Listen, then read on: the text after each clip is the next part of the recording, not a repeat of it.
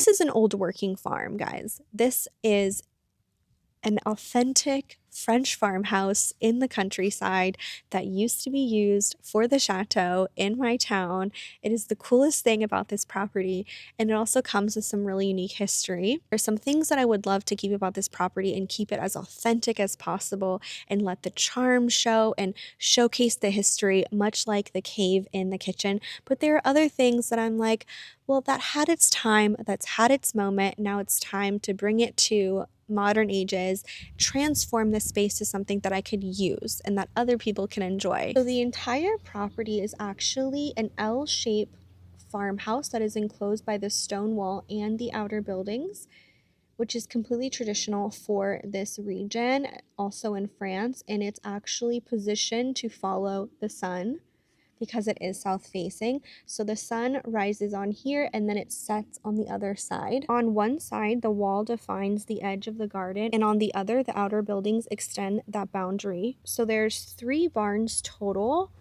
There's one right behind you. There is an old stable right here in the original cobblestone. Everything has been untouched, as well as another outer building that is actually attached to the house itself on the opposite side of the kitchen.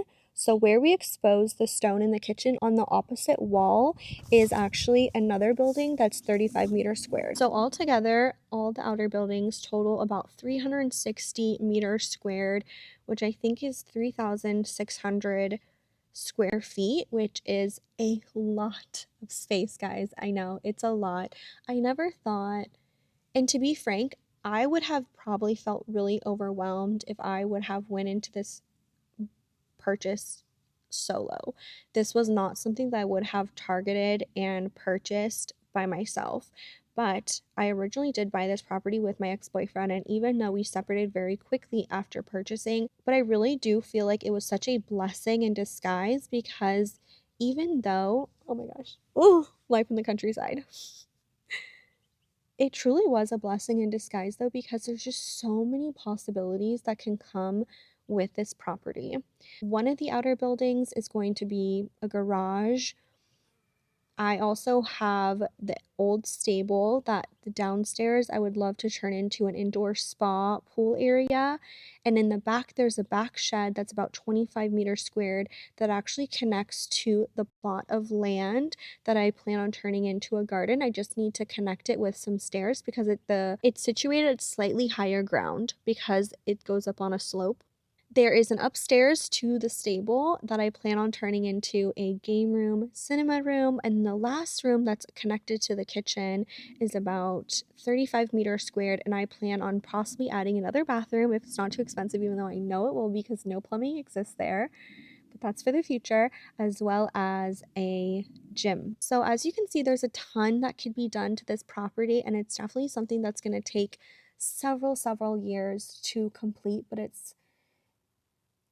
I just see so much potential when it comes to this property. I really don't see it as an obstacle or a hurdle. So the courtyard is a generous size, but right now it feels a little bit too open. Everything is kind of flat, and I want to add a little bit more dimension and a little bit more intentional spaces throughout it.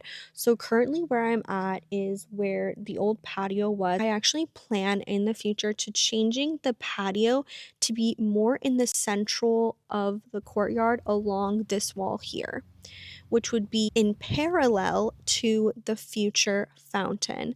Originally, when I purchased this property, I imagined to have a fountain in the center of the courtyard to kind of centralize and give balance to this very large courtyard. However, I thought about placing the water fountain feature along the wall of the stable because there is a space for it. I think they originally put plants and stuff there, but because it is rounded, I was like, I actually feel like that would be a really genius place to put the water fountain feature there. So I actually don't have the exact dimensions of the courtyard itself. One day I'll do all the plans to plan it out because I just love to be able to design it. So relatively, if I had to estimate, I think it's about 1.2k meters squared total in size. So we have a lot to work with. So on top of changing the location of the actual patio, I also thought about adding some dimension and depth to it because everything is so flat and it's such a big space. You want to add some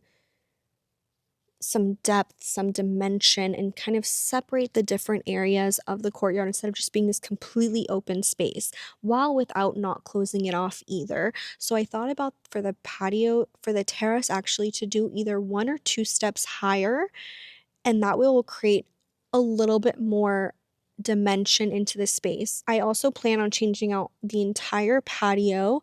Right now it is like this red kind of brick color. So I do plan on changing those to natural limestone pavers throughout the entire courtyard, as well as adding gravel, organic plants, and just making it feel more of like, instead of being super structure as it was, to add a bit more flow to the space. So there's a lot of things that actually need to be done in order to move forward with the progression of the renovation of this courtyard. And I don't have an exact plan or a timeline for when this is going to happen. I just have a ton of images on Pinterest of how I envision this coming to life.